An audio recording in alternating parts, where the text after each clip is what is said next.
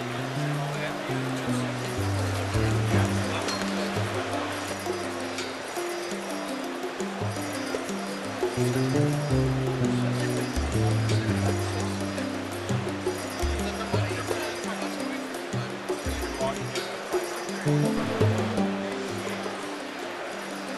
and welcome to the SuperComputer 09 conference in Portland, Oregon. And we're here to look at the things that make a supercomputer super. And those are three things basically. It's the processors, and we have a couple of varieties, including this year the GPU. It's the communications fabric that lets those processors talk to each other. That includes InfiniBand, and it also includes Gigabit Ethernet. And then it's also storage. And storage is represented in either huge amounts of hard disks. It's also represented in PCI-based flash memory. We saw some extraordinary examples of that where they had terabytes of flash memory running at outrageous speeds. Fusion IO was the name of the company.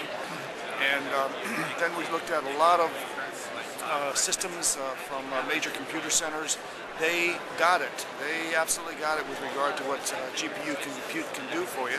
And so there were several examples around here of systems with GPU for vector processing and CPU for main management.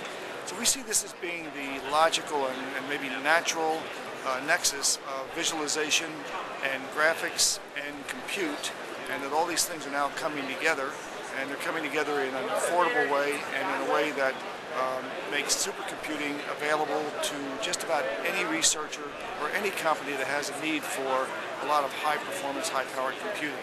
So we think that this is a threshold year in that topic, and that in next year we're going to see some of the results of it in terms of the announcements of scientific discoveries and just new stuff that we're going to find available to us on the web that we won't really be too much aware of. Things will just be running smoother and better than they ever have before. Now, let me ask you something else. People were sort of surprised to see us here. They were like, Jon Peddie, you're graphics, and you're all about games and the desktop. So what are you doing here with all these supercomputers? Well, there were some people who were surprised to see us here, but that's only because they've only been coming here for a few years. We've actually attended some of the very first supercomputer conferences. Supercomputers were always part and parcel of visualization, and back in the days, the supercomputers had super systems behind them for graphics, and then as we evolved into more commercial systems, especially with x86 taking over a lot of the computational stuff, and then GPUs, the need for a supercomputer to generate the great visualizations that we have and for simulators and so forth was diminished. But supercomputers were still needed for computing the grand challenges and the big problems. And now what we have is that they not only can compute those grand challenges, but they can do it with less expensive processors, and those same processors can also then generate the images that are necessary to allow the researchers and so forth to get a feel for what's going on.